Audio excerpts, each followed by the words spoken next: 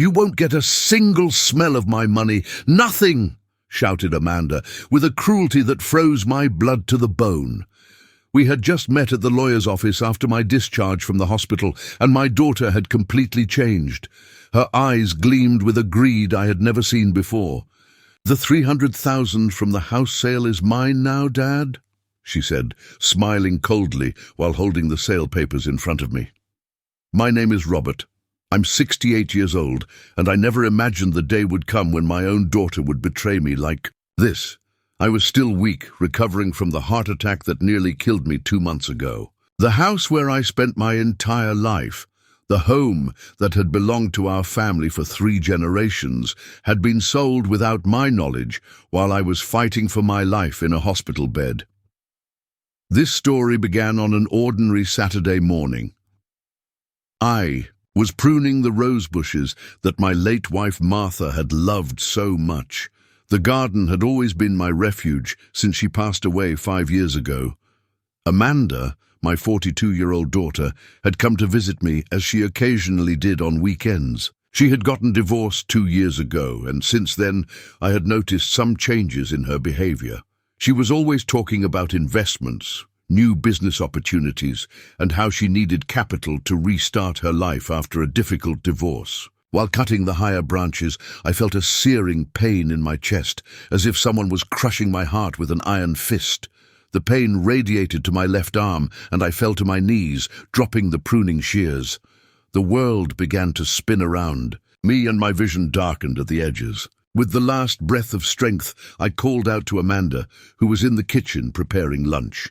She ran to me, her eyes wide with panic, grabbed her cell phone, and called an ambulance. "Hang in there, Dad. Please don't leave me," she begged, holding my hand as I struggled to breathe. The following hours are a blur in my memory. Sirens, agitated voices, the white ceiling of the ambulance passing above me, hospital corridors, and doctors speaking technical terms that I barely understood. When I finally regained full consciousness, I was in an ICU bed. The doctor, a middle-aged man with deep dark circles under his eyes, explained that I had suffered a significant heart attack. They had to perform emergency surgery to insert 2 stents in my coronary arteries, which were dangerously blocked. "You were lucky," he said, adjusting his glasses. "If you had arrived at the hospital a few minutes later, we might be having a very different conversation. The recovery would be slow and painful.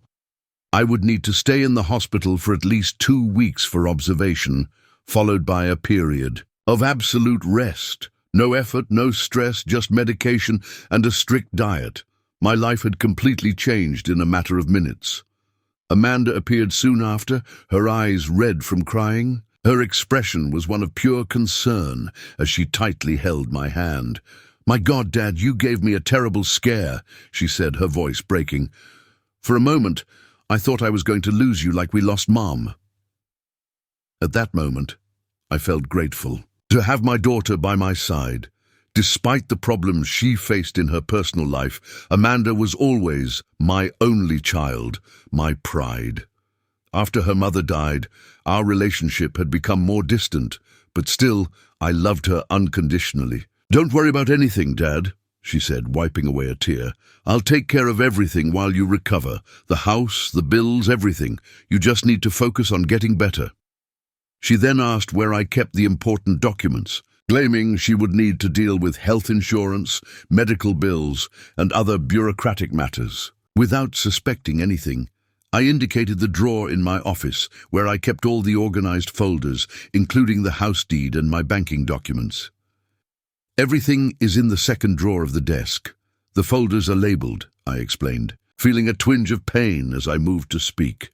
"The key to the safe with the most important documents is hidden behind the painting in the living room, the one with the seascape." "Don't worry about anything, Dad. I'll take care of everything," she repeated, kissing my forehead before leaving. Those words, which should have brought me comfort, now echo in my mind as a sinister presage of what was to come. In the following weeks, Amanda was an exemplary daughter, or so I thought.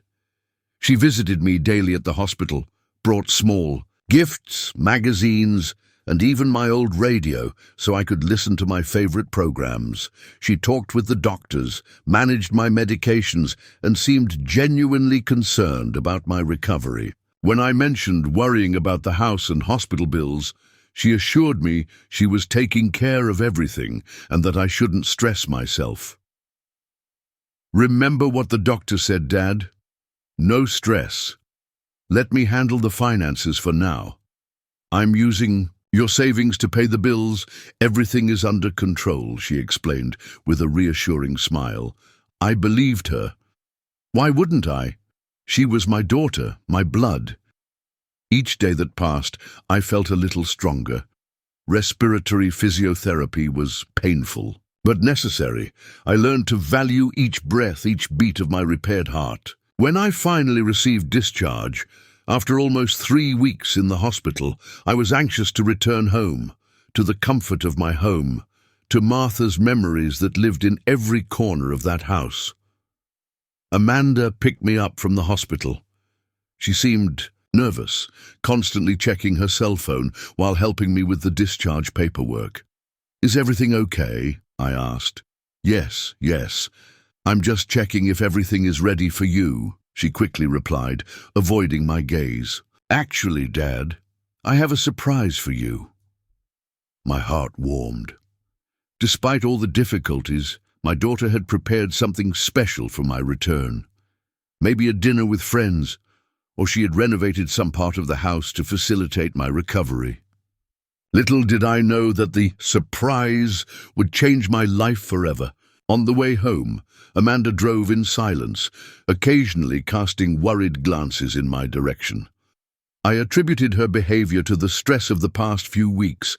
After all, it couldn't have been easy for her to deal with a hospitalized father while trying to reorganize her own life after a difficult divorce. "Dad, I need to tell you something," she began hesitantly as we stopped at a red light. "I made some changes while you were in the hospital." "What kind of changes?" I asked, feeling a sudden apprehension. "You'll see," she vaguely replied, turning her attention back to the road. When we finally turned onto our street, I noticed something strange. There was a sold sign in the front yard of our neighbor's house, Mrs. Peterson. "Look at that. They finally sold Gladys's house," I commented, trying to ease the tension in the air. Amanda didn't respond. She continued driving, passing our house without slowing down. "Amanda, you missed our entrance," I alerted, confused. "Dad, that's what we need to talk about," she said, her voice tense. "We're not going home. Not to that house." I felt my newly operated heart dangerously accelerate. "What do you mean by not to that house?" "It's our house, Amanda. Where else would we go?" She parked the car in front of a small apartment, in a neighborhood I barely recognized, about 20 minutes from our house, or what I still considered our house. "Let's talk inside," she said, turning off the engine. The apartment was small, impersonal, with white walls and cheap furniture that clearly weren't ours. In the corner of the living room, I recognized some of my things: my favorite armchair, some family photographs, my books. The rest was all strange and unfamiliar. "What is this? Where are we?" I demanded to know, my voice trembling with apprehension. Amanda took a deep breath, as if gathering courage. "Dad, this is your new home. I sold the house." The words hit me like a second heart attack. For a moment I thought I had misheard, that my mind was still confused from the medications. "You... what?" "I sold the house," she repeated, firmer this time. "I got a good price considering the current market, $300,000. I felt my world collapse. My parents' house, the house where Martha and I raised our family, where we kept decades of memories, sold without my knowledge or consent. "You couldn't do that," I shouted, feeling the pain in my chest return. "That house is in my name. You had no right." Amanda crossed her arms defensively. "Actually, I did. You signed a power of attorney, giving me full authority while you were incapacitated. Remember? At the hospital, among all those documents? A vague memory of signing various papers at the hospital emerged in my mind. Documents for insurance, for treatment, and yes, a power of attorney so Amanda could make financial and medical decisions if my condition worsened. But never, ever did I imagine she would use it to sell my house. Why? Why would you do something like this to me? I asked, tears of anger and betrayal streaming down my wrinkled face. We needed the money, Dad, she replied, as if it was obvious. Your medical bills are enormous, even with insurance, and you can't live alone in that big house anymore, going up and down stairs all the time. This was for your own good. For my own good, I repeated, incredulous. Selling my house without even consulting me was for my own good, and where is the money from the sale? It was then that I saw her face change. The mask of filial concern fell away, revealing something colder, more calculating. The money is safe. I paid your medical bills, bought this apartment for you. It's small, but it's on the ground floor and has everything you need. The rest, well, the rest is invested. Invested where, Amanda? In what? She averted her gaze. In a business, opportunity, something that will guarantee us a better future. Guarantee us! It's my money, Amanda! My house! I tried to stand up, but a wave of dizziness made me stagger. She didn't even move to help me. Sit down, Dad. You're still weak, she said with a coldness she had never shown before. What's done is done. The house has been sold. The papers are signed and the money, well, the money is already committed. At that moment, I understood that my own daughter had betrayed me in the worst possible way. Taking advantage of my vulnerability, she had stolen not only my house, but all the memories and security it represented. In the days that followed, I desperately tried to reverse the situation. I called lawyers, the bank, even the buyer of the house. But everywhere I heard the same thing.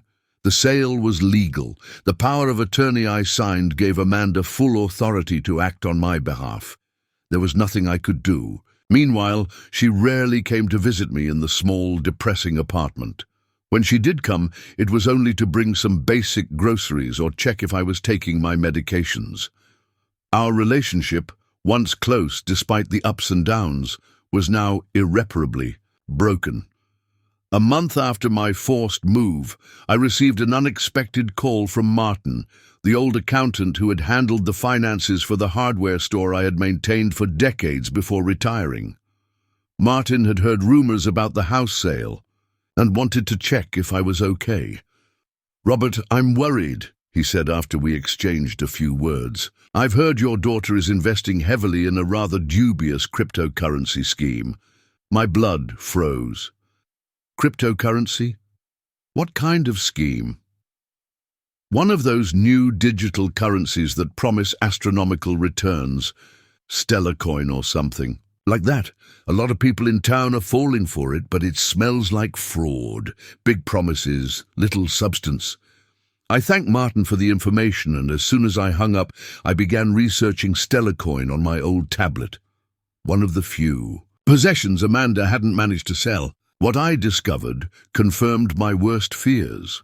Stellar coin was a classic pyramid scheme disguised as an innovative cryptocurrency.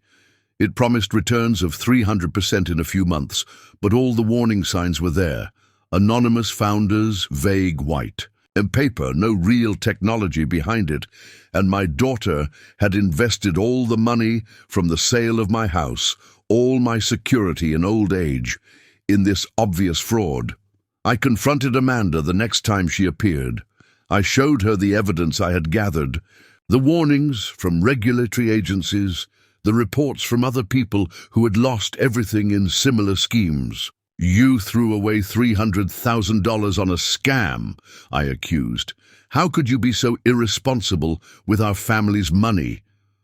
To my surprise, she laughed, a cold, almost cruel laugh. "You don't understand anything about modern investments.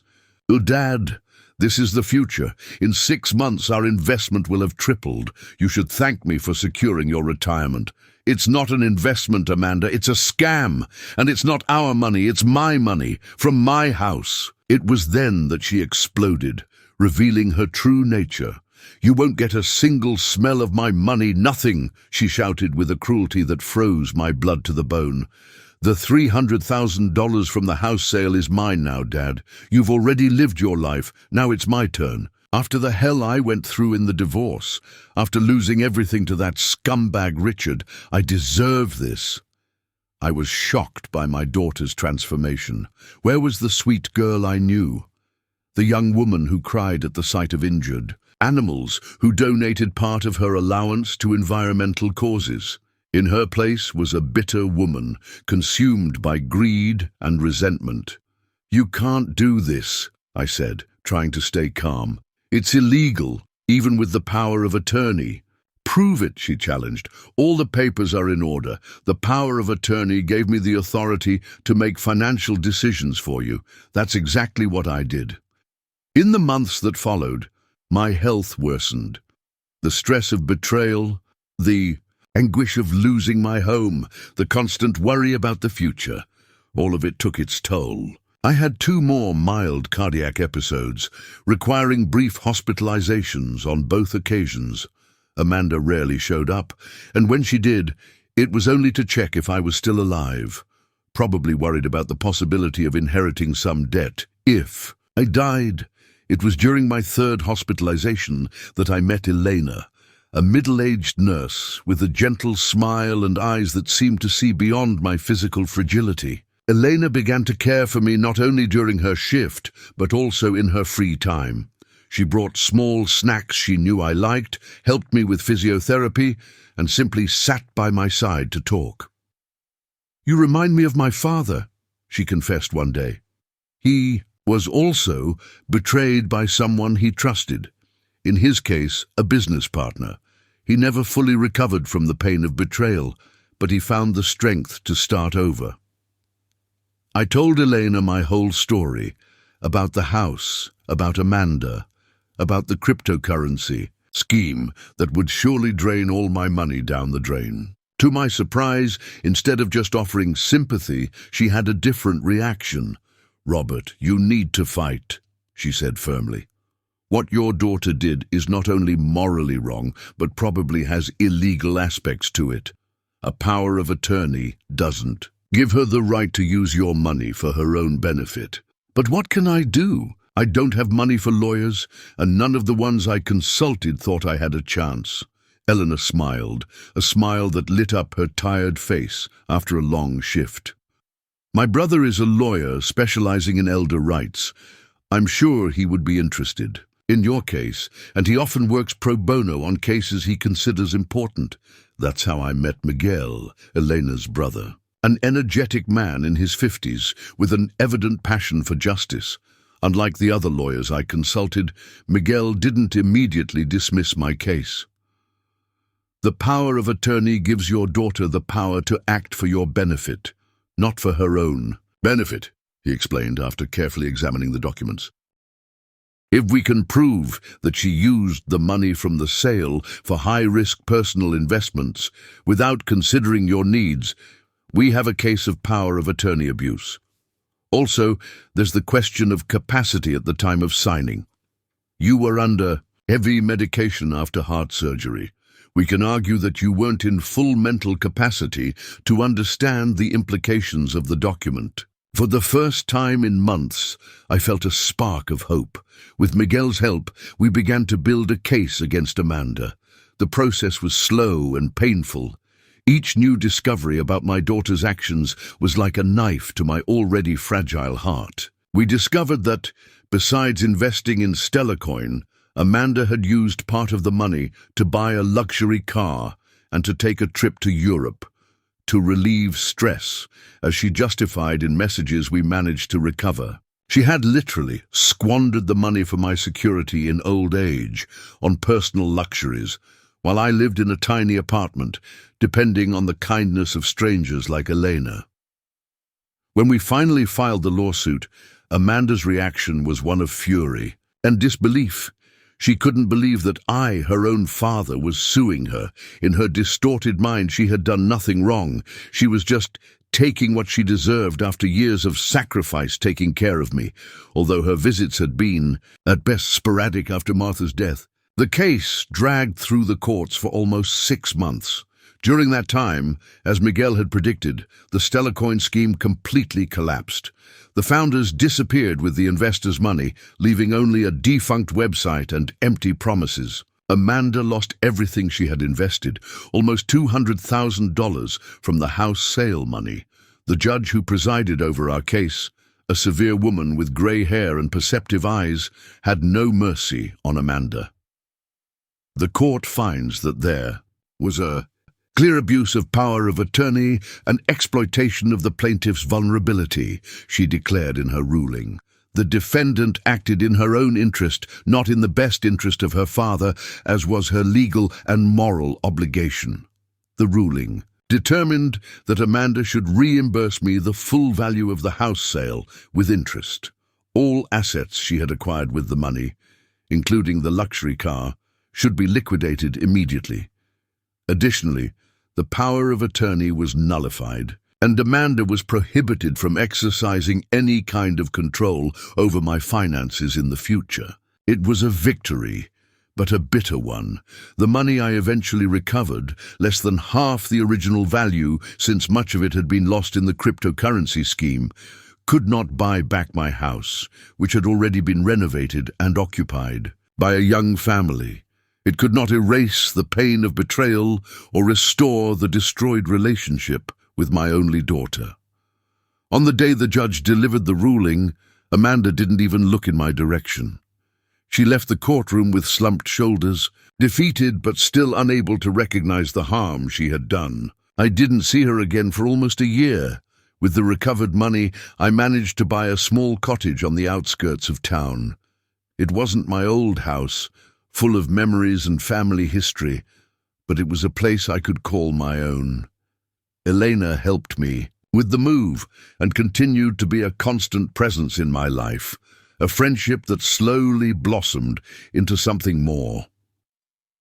It was on an autumn afternoon, almost 2 years after my heart attack, that the doorbell of my new home rang unexpectedly. When I opened the door, I found Amanda standing on the threshold, looking very different from the confident and arrogant woman who had stripped me of everything. She was thinner, with deep, dark circles under her eyes and an air of defeat I had never seen in her before. "Dad," she said simply, her voice broken, "can I come in?" I hesitated for a moment, the pain of betrayal still fresh. But then I remembered the words Elena often repeated: "Forgiveness is not for the other person, it's for yourself." I opened the door wider and gestured for her to enter. We sat in the small living room, the silence heavy between us, laden with 2 years of hurts and absence. "I came to ask for forgiveness," Amanda finally said, staring at her trembling hands. "I know I probably don't deserve it, and I understand if you can't forgive me. What I did was unforgivable." "Why?" I asked, the question that had tormented me for so long. "Why did you do it, Amanda? I would have helped if you needed money. I always helped when I could." She took a deep breath, fighting back tears.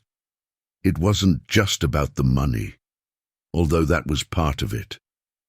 After the divorce, after Richard took half of everything I had built, I felt so powerless, so out of control. And then, when you had the heart attack and I saw you in that hospital bed, so fragile, so mortal, something broke inside me. She paused, wiping away a tear. Suddenly, I saw my own mortality reflected in you. I thought, is this how it's going to be for me too someday? Old, alone, dependent on the kindness of others. And I panicked. Stellar Coin seemed like a magical way out, a way to ensure that I would never go through what I was seeing you go through. But it was my house, Amanda, everything I had.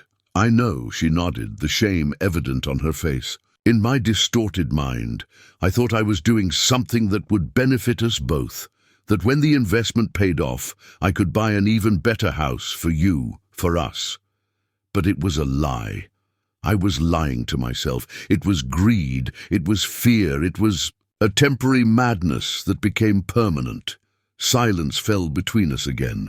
Through the window, I could see Elena arriving with shopping bags. She stopped upon seeing the unfamiliar car in the driveway, understanding that I had a visitor.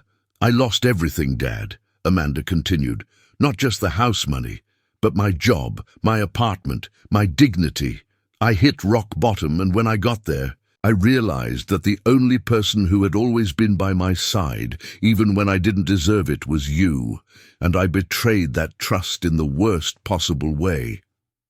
I looked at my daughter, because despite everything, she was still my daughter, and saw beyond the woman who had betrayed me. I saw the girl who once ran into my arms when she fell off her bike, the teenager who cried on my shoulder when her first boyfriend broke up with her, the young woman who danced with me on her wedding day. And somehow, I felt the weight of bitterness begin to dissipate. "I can't say I forgive you completely, Amanda," I said honestly. "The pain you caused is something I'm still processing. But you are my daughter, and there will always be a place for you in my life if that's what you really want." She nodded, unable to speak through her tears. At that moment, Elena entered, hesitantly. I introduced the two women, and Elena, with her characteristic kindness, showed no judgment, only acceptance. In the months that followed, Amanda and I began the long and difficult process of reconstruction. She found a modest job, started therapy, and slowly tried to rebuild her life on more solid foundations. Our conversations were sometimes tense, often emotional, but always honest. One day, almost 3 years after that fateful morning when I suffered the heart attack, I received an envelope from Amanda. Inside was a small key and a card. "For a new beginning," the card said. The key belonged to a small house not far from mine. Amanda had saved every penny she could from her modest salary to make a down payment on the house. "It's not for you, Dad," she explained when I questioned her about the key. "It's for me, to remind me of the value of building something honestly, brick by brick, and to remind me that a home is not just a physical structure, but the memories and love that fill it." It was at that moment that I understood the secret plan behind all of Amanda's actions. It wasn't just greed or fear that motivated her, but a deep insecurity and a desperate desire for control in a world that seemed to be crumbling around her. In attempting to secure her own future, she had almost destroyed ours. In the following year, Elena and I got married in a simple ceremony in the garden of my small cottage. Amanda was my maid of honor, holding my trembling arm as I walked to where Eleanor waited, radiant in a light blue dress. It was a day of new beginnings, of renewed hope. But life rarely follows a simple and predictable path. 6 months after our wedding, I received an unexpected call. It was from the lawyer who had represented the buyers of my old house. "Mr. Robert," he said, his voice grave, "I have information that might be of interest to you. The current owners of your former residence are considering selling the property." My heart leaped. My parents' house, the home where Martha and I raised our family. Could it come back to me? "But we don't have enough money," I commented to Elena that night, after sharing the news. "Even with what we recovered from the lawsuit, even with our combined savings, the real estate market has skyrocketed. The house is probably worth twice as much now." Eleanor squeezed my hand affectionately. "Maybe we can find a way. We could take out a loan or—" It was then that Amanda, who had joined us for dinner, nervously cleared her throat. "Actually, Dad, Elena, there's something I need to tell you." She explained that over the past 2 years, besides her regular job, she had started a small online business selling handcrafted jewelry. The business had grown surprisingly well, to the point where she already had several employees working to meet the demand. I didn't tell you before because, well, after everything that happened, I thought you would doubt me. I thought I needed to prove to myself first that I could build something legitimate, something real. She opened her purse and took out a check, placing it on the table in front of us. It was a substantial amount, almost half of what we would need to buy back the house. "It's all I've been saving for the past 2 years," she said, her voice breaking. "It's not everything we need, but it's a start. I want to help you get the house back, Dad. I know it doesn't erase what I did, but I want to try to fix it the best way I can." I looked at the check, then at my daughter, seeing the sincerity in her eyes. I realized then that Amanda's true secret plan wasn't what happened in the past. The betrayal, the theft, the lies, but what was happening now. The redemption, the reconstruction, the rebirth of our relationship from the ashes of betrayal. With Amanda's contribution, the loan that Elena and I managed to secure, and some savings that Miguel, Elena's brother, generously lent us, we made an offer for the house. To our surprise and joy, it was accepted. 4 years after being sold without my consent, my parents' house, the home where Martha and I lived our lives, returned to my family. On the day we received the keys, the whole family was present. Elena, Amanda, Miguel and his wife, even some of the old neighbors, who had remained in the area. Standing at the entrance, looking at the familiar but slightly different facade, the new owners had painted the windows a different shade and added a small porch. I felt a whirlwind of emotions. "Are you okay, Dad?" asked Amanda, noticing my hesitation. "Yes," I replied, wiping away a stubborn tear, just thinking about how life comes full circle. We entered together, a reconstituted family, imperfect but united. The house seemed both familiar and strange. The new owners had made some renovations.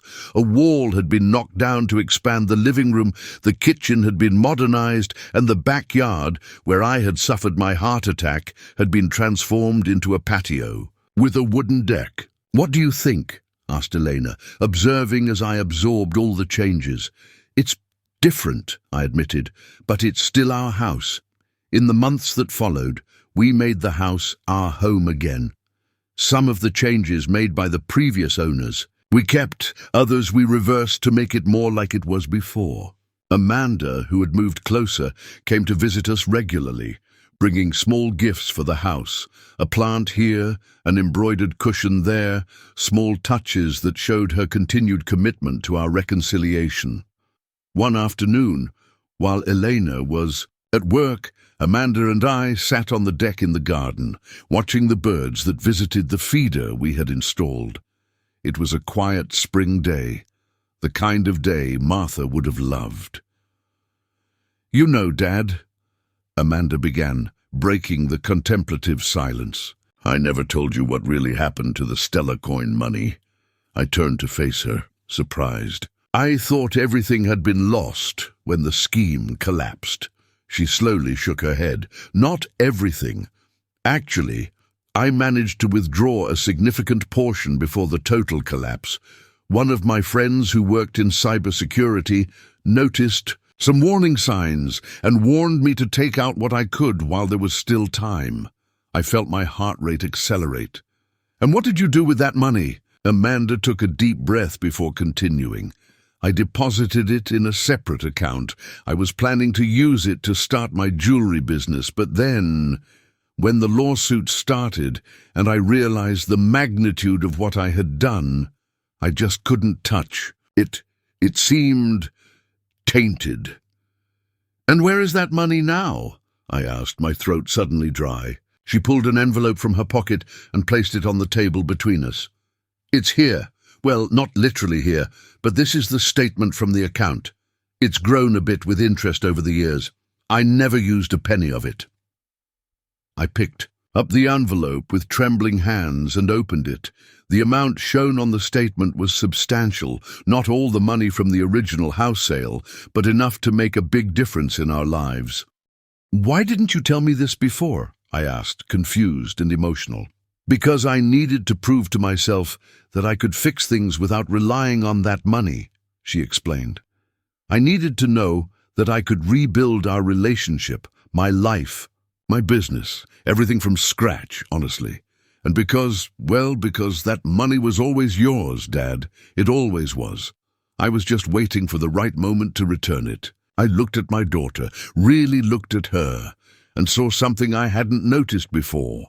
The maturity, the responsibility, the genuine growth that the last few years had brought about in her. She was no longer the bitter and desperate woman who had betrayed my trust, nor the impulsive girl who always sought shortcuts in life. She was an adult who had faced her own failures, taken responsibility for her actions, and found a way to move forward with integrity. "The money is yours. Amanda," I said, returning the envelope. "Use it to expand your business, to build something lasting." Her eyes widened in shock. "But Dad, it's your money, from your house." I smiled, feeling a peace I hadn't experienced in years. "The house has already returned to us, and as for the money, well, consider it an investment, a father investing in his daughter's future. I only ask two things in return." "Anything," she immediately replied. "First, that you continue to be the person you've become, honest, hard-working, with integrity. And second, that you reserve a corner of your studio for me. I've always wanted to learn how to make artisanal jewelry. Now that I'm truly retired, I need a hobby." Amanda laughed through her tears and then hugged me tightly. In that moment I felt that the circle was finally closing. The betrayal, the pain, the struggle, it had all led us to this point, to this moment of true forgiveness and new beginning. That night, when Eleanor returned from work, we told her about the money and my decision to give it to Amanda for her business. Elena, with her characteristic wisdom, just smiled. "You knew?" I asked, surprised by her lack of surprise. "I suspected," she admitted. "Amanda has been working hard to redeem herself, but there was always something more, something she seemed to be holding back. I'm glad it finally came to light."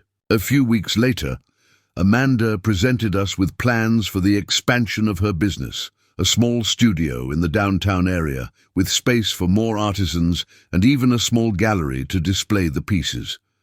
And as promised, there was a space reserved for me, a workbench near the window with all the tools a beginner jeweler might need. "It's perfect," I said, moved by the gesture. In the years that followed, our family continued to grow and strengthen. Amanda's business thrived, becoming one of the most respected artisanal jewelry shops in the region. Elena and I enjoyed an active and happy retirement, dividing our time between the house we loved so much and the studio, where I discovered a late passion for creating small works of art in silver and stones. And as for Amanda's secret plan, in the end, it wasn't anything I had imagined. It wasn't about greed or revenge or any dark motivation. It was about fear, the universal fear of aging, of losing control, of facing one's own mortality. A fear that led her to make terrible decisions, but that eventually also led her to a place of greater understanding, responsibility, and love. Today, at 75, sitting on the same deck where I had that revealing conversation with Amanda years ago, I watch my family gathered for a Sunday barbecue. Elena is in the kitchen, preparing her famous potato salad. Amanda is showing her latest creations to Miguel and his wife. Their children, my grandchildren of the heart, run through the garden, filling the air with laughter that reminds me of simpler times. The house is no longer just mine, or Martha's, or my parents'. It's ours, all of us who rebuilt it, not just in its physical structure, but in its emotional meaning. It's a symbol of how we can lose everything and still find a way back, not to what it was before, but to something new and equally valuable. And what about Amanda? She was never the same after those tumultuous years. The experience transformed her just as it transformed me. The betrayal left scars on both of us, but they are scars we carry as reminders not of the pain, but of the healing that came after. "What are you thinking about, Dad?" asked Amanda, approaching with a glass of lemonade for me. "About how strange life is," I reply, accepting the drink. "About how sometimes we need to lose something to really understand its value." She smiles, a smile that carries the knowledge of someone who learned that lesson the hard way. "And about how sometimes what we lose comes back to us in ways we would never expect." I agree, raising my glass in a silent toast to the house we lost and recovered, to the daughter I lost and found again, to the life that almost slipped through my fingers, but now, in my golden years, seems richer and fuller than ever. Amanda's secret plan, after all, wasn't about destruction, but about reconstruction, not about separation, but about reunion, not about money, but about values. And although the path was twisted and painful, it led us exactly where we needed to be, together at home, finally at peace.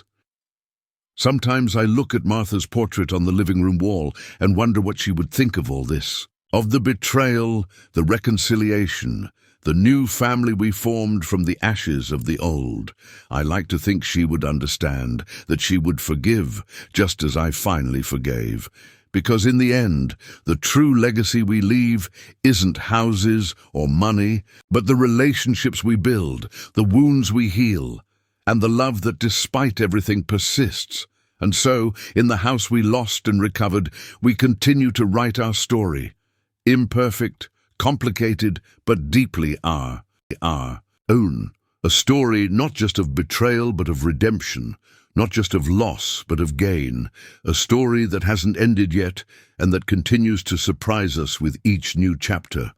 As night falls and the house lights come on one by one, I feel a deep gratitude for the journey we've traveled, for the daughter who found her way back, for the wife who entered my life when I least expected it, for the house that, against all odds, returned to us.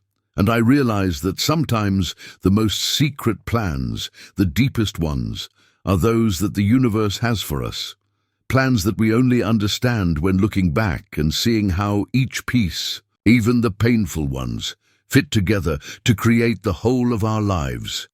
7 years ago, when I screamed at Amanda in that lawyer's office, I could never have imagined that we would be where we are today, that the betrayal that almost killed me would eventually be the catalyst for a new and better life for all of us. And that, perhaps, is the greatest lesson I've learned in all these years, that even in the darkest hours, when it seems we've lost everything, life still holds surprises for us, that the end of one story is just the beginning of another, and that however difficult it may be to believe in the midst of the storm, there is always a way back home. But there was still one last revelation that would complete the circle of our story.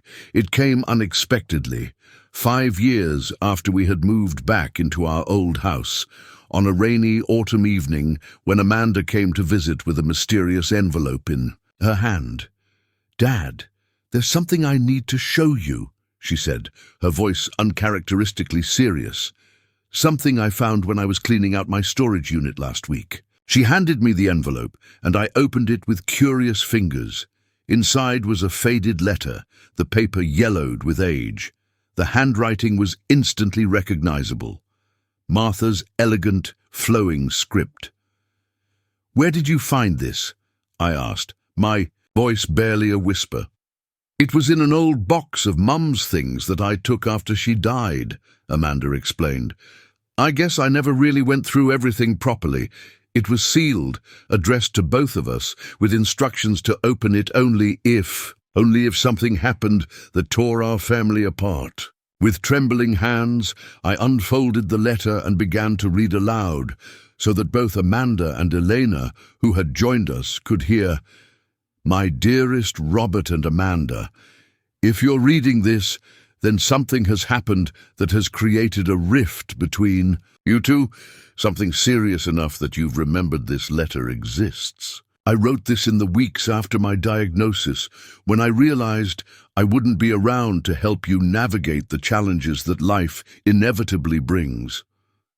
Robert, my love, I know how stubborn you can be, how pride sometimes gets in the way of forgiveness. And Amanda, my sweet girl, I know your impulsiveness, your tendency to act first and think later, especially when you're hurt or afraid. Whatever has come between you, please remember this. Family is not just about blood or shared memories. It's about choosing each other every day, especially on the days when it's hardest to do so. It's about remembering that beneath the hurt, the anger and the mistakes, there is love. Imperfect, messy, but real. I don't know what storm you're weathering as you read these words, but I do know this. Our house, that beautiful, creaky old house that has sheltered our family for generations, is just a structure of wood and stone. The true home we built was never about the walls around us, but about the love between us. If the house still stands, remember that it has witnessed both joy and sorrow, both laughter and tears. It has seen us at our best and our worst, and it has remained standing through it all. Be like the house. Weather the storms together, bend but don't break, and always, always leave the light on for each other to find your way back. And if the house is gone, remember that home is not a place, but a feeling. You can rebuild it anywhere, as long as you rebuild it together. I leave you both with all my love, and with the certainty that whatever has driven you apart can be overcome. Choose forgiveness, choose understanding, choose each other, always and forever, Martha. By the time I finished reading, all three of us were in tears. It was as if Martha had reached across time and space to offer us exactly the guidance we needed, even years after we thought we had resolved our conflict. "How did she know?" Amanda whispered, wiping her eyes. "How could she possibly have known? What would happen?"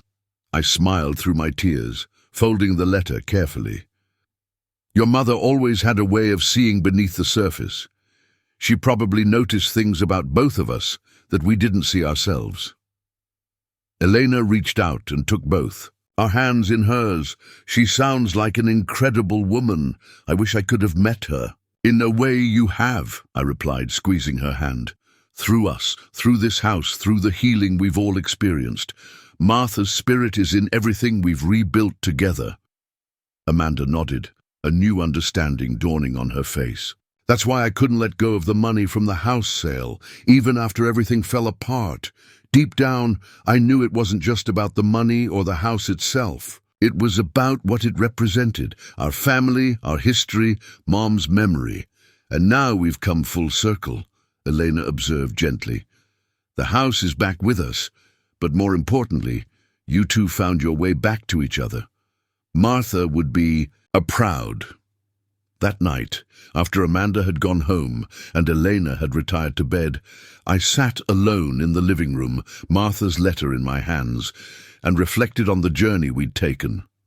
From the heart attack that nearly claimed my life, to the betrayal that nearly destroyed our family, to the painful but necessary process of rebuilding, not just a home, but trust, respect, and love. I realized then that Amanda's secret plan had never been about taking something from me.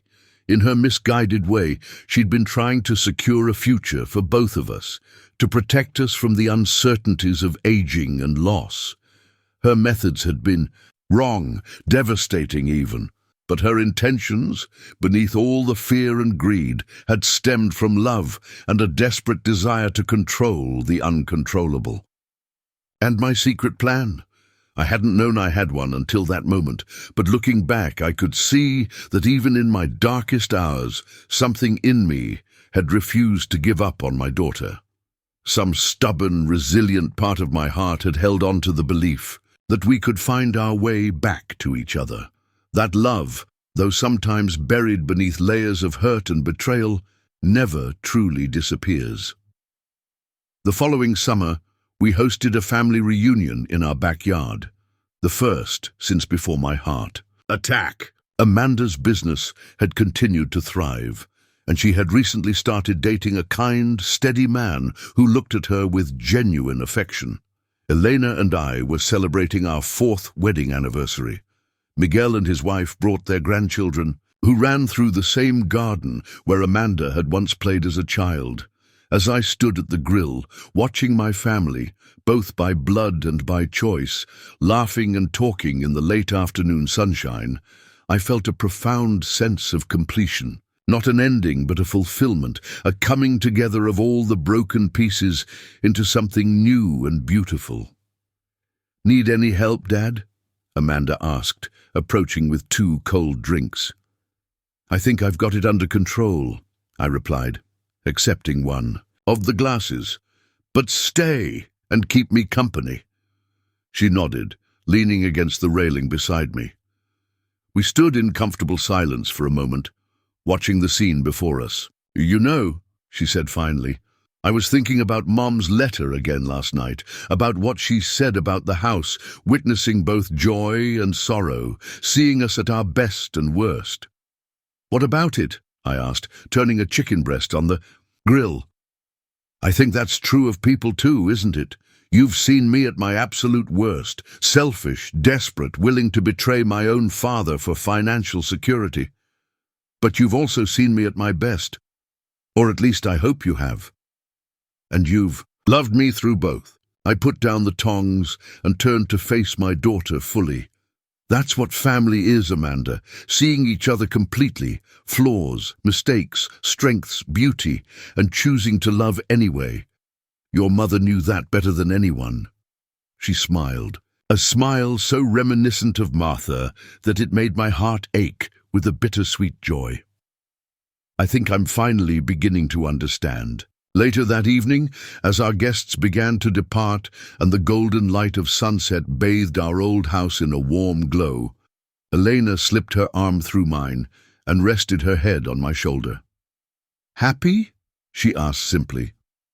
I looked around at our home, at the mix of old and new, at the memories preserved and the fresh ones being created, at the family we had lost, and found and built anew. "Yes," I replied, and I meant it with every fiber of my being. Completely. As the stars began to appear in the darkening sky, I thought about all the secret plans that had brought us to this moment. Amanda's desperate scheme, my stubborn resilience, Martha's prescient wisdom, and perhaps something larger than all of us, guiding us through the darkness toward each other. In the end, perhaps the greatest secret of all was the simplest, that love, though sometimes hidden or forgotten, never truly leaves us. It waits patiently, through betrayal and forgiveness, through loss and recovery, ready to light our way home, whenever we're ready to return. And as I stood there with Elena beside me, watching Amanda help pack up the last of the food, I knew with absolute certainty that we had all finally found our way home. Looking back now, 10 years after that fateful heart attack that started it all, I can see our story with clarity that only time and distance can provide. What began as a tale of betrayal has become a testament to the resilience of family bonds, to the power of forgiveness, and to the unexpected ways in which life can bring us full circle. Amanda's business has become more than just a successful venture. It's a legacy she's building, brick by brick, with honesty and integrity. My corner in her studio has become my sanctuary, where I create small pieces that carry echoes of our story, silver pendants that symbolize rebirth, rings that represent unbroken circles, bracelets whose links remind us of the connections that bind us together. Elena, my unexpected blessing, has retired from nursing and now volunteers at the hospital where we met, helping families navigate the difficult terrain of illness and recovery. She often tells patients and their loved ones our story, not the details but the essence, that even from the darkest moments light can emerge if we're brave enough to look for it. Our house, the structure that was both lost and found, has continued to evolve. We've added a small sunroom where I can sit on winter mornings, feeling the warmth of the sun while watching the snow fall outside. The garden has been expanded to include a memorial corner for Martha, with her favorite roses and a small bench where I often sit to have quiet conversations with her memory. And through it all, Martha's letter has remained a touchstone for our family. Framed now, it hangs in the entryway of our home, a reminder to all who enter that the walls around us are just wood and stone. It's the love within that makes a house a home. Last month, Amanda came to us with news that brought our journey full circle in a way none of us could have anticipated. She and her partner David were expecting a child, a daughter they planned to name Martha Elena, honoring both the grandmother she would never meet and the woman who helped rebuild our broken family. "I want to raise her in this house," Amanda said, her hands resting protectively on her growing belly. "Not right away, but eventually. I want her to grow up surrounded by all this history, all these memories, both the painful ones and the beautiful ones. I want her to understand where she comes from and the strength it takes to find your way back home." Eleanor and I exchanged glances, a silent communication born of years together. "We've been thinking," I said, taking Eleanor's hand, "that this house is too big for just the two of us these days. We've been considering converting the upstairs into a separate apartment for us and letting you and David take the main floor." Amanda's eyes filled with tears. "Are you sure? This is your home, Dad?" I smiled, thinking of all the meaning packed into that simple word, home. "It's our home," I corrected gently, "all of ours, and it's meant to be filled with children's laughter again." That night, after everyone had gone, I found myself standing in what would soon be my granddaughter's nursery. The moonlight filtered through the curtains, casting soft shadows on the walls that had witnessed so much of our family's story. I thought about how those walls would soon hear the cries of a newborn, the lullabies sung by her mother, the bedtime stories told by her grandfather. I thought about how life moves in cycles, how endings become beginnings, how loss gives way to discovery. "We did it, Martha," I whispered to the quiet room, to the wife who had been gone for 15 years, but whose presence I still felt in every corner of our home. "We weathered the storm. We found our way back to each other." And in the stillness, I could almost hear her reply, carried on the night breeze that rustled the curtains.